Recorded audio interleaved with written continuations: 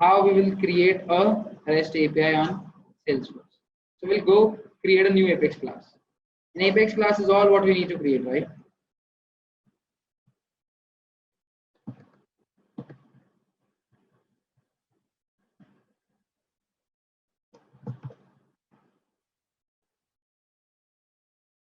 I'm creating a create lead class, create lead Apex class, which I want to use as an API.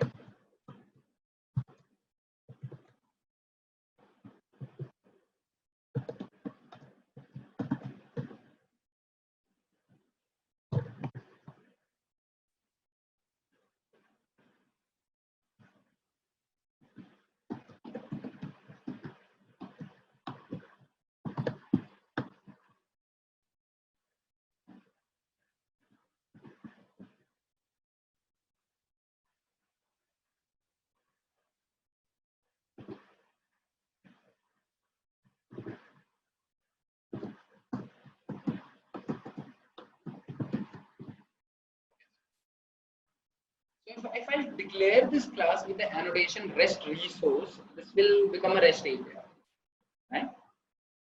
And inside it, I can create methods, and I have to create it as a global class. Why?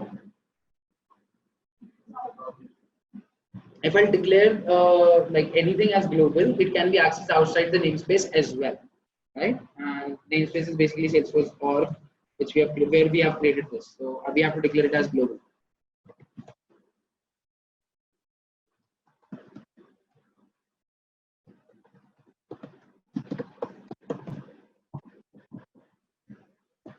Okay, now let's talk about the different HTTP methods or REST methods that we have got, right?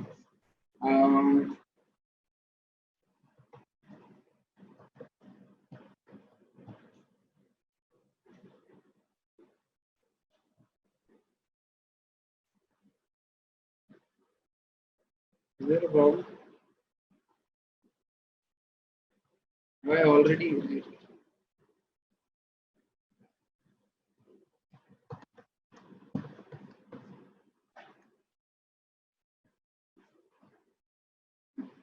Do not write it down. Do not write it down. Do not write it down. Please understand everything first. I'm going to explain it to you in bit by bit, and then I'm going to complete the whole program. Then you can write it down. So, okay. When it comes to HTTP methods, there are 5 types of it. Yeah, different types of it. One is get. Another one is post. Then there is put. Then there is patch. And then there is delete.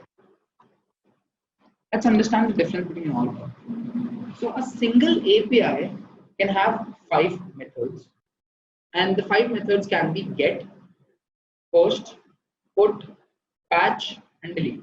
And that's what it is. Get. Whenever you want to get something from an application to where you're calling out the API, then you're going to use the get method. Listen to me, or let's see this. So inside this, if I'm so like from a application, if I'm requesting a lead records information, or if I'm requesting a student records information, then in that API, in this API, I'm gonna call a get method. So if I want to get something from another application, then I'm gonna call get method.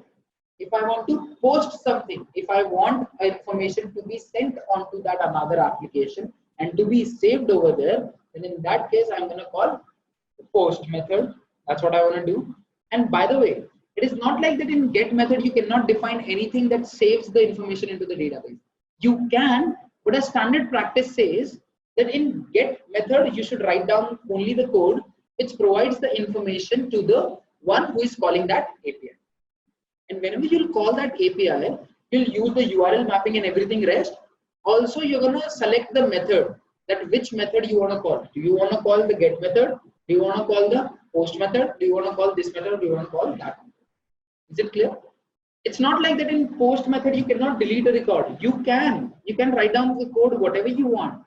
But the standard practice says that you should only write down the information in post when it is required to save some information onto the database, and you should only write down the code of getting something in the get method. That's what it is. And over here, what I've done is I've declared the method as post. Why I've declared a method as post? Because I want to create a record on the Salesforce application. Is it clear? Everyone? I mean, I'm going to talk about the rest of the methods, put, patch, delete, and everything. But is it clear? Like, I mean, which method you can why we are using this post method for now? Okay. That's what it is. That's the reason I've declared it as post method. And by the way, there can be only one post method inside an Apex class, which is an API or which is a REST resource. There can be only one post method. There can be only one get method. There can be only one put method. There can be only one patch, and there can be only one delete method. Done? Okay. So over here, I've declared this method as HTTP post and the method name as do post. By the way, it's not important that what you name this method. Irrespective of what you name this method, when you're going to select that, okay, by the way, listen to this. You can use any class name and you can use any method name. It will not impact anything, right? What matters by calling the API is the URL mapping and the annotation. So over here, wherever I'm going to make the call out, I'm going to use this create lead as the URL mapping and HTTP post, or basically I'm going to select the post method. So even if the name of this method is creating lead record, and obviously one class can have only one HTTP post, so it will automatically call this method irrespective of what the name is. And in the API, I do not have to tell what is the name of my method. And in the API callout, I do not have to tell what is the name of the method. I just have to tell the URL mapping and what else? The post, that method type, right? The method type, and it will automatically call that. So see how much abstraction there is. You do not have to tell the class which needs to be called. You do not have to tell the method name which needs to be called. That's how much abstraction we have got when it comes to REST API. But when it comes to SOAP API, it's not that much. Is it clear? And REST is basically HTTP based. That means on browser we can use it. So yeah, is it clear? Everyone? Okay. Now inside this method, I have to write down particular code, right? What code do I have to write down? Tell me that. What code should I write down? So like I'll write down this lead L is equals to new lead, and then what? I mean I only want to create one lead, right? Insert khali lead. Parameters. Okay, good. Improving. Now what should I pass?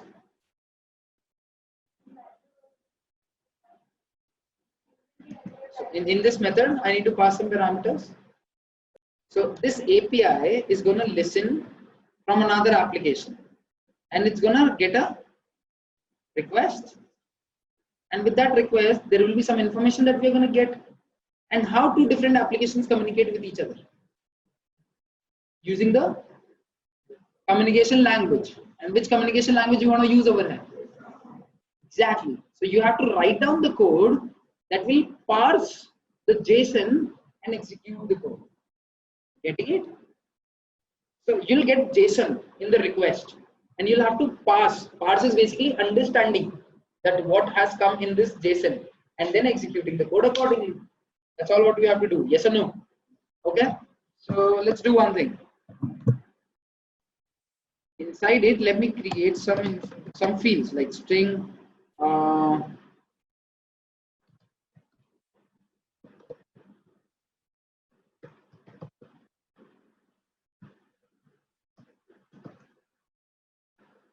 I created some variables.